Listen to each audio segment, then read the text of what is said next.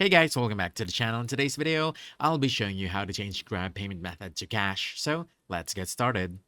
First off, let's go ahead and change it when you're ordering a food. So when you're in the process of ordering a food, let's say this one, all you have to do is just scroll down.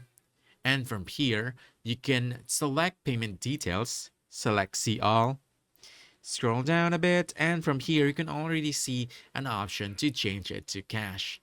So just click that and it'll ask you if you would like to switch to cash. So all you have to do is just click on or choose switch to cash. Then the next method is when you're trying to book a car. So when you're in that process of booking, all you have to do is basically do the same thing. So go ahead and click this icon at the bottom, right beside offer.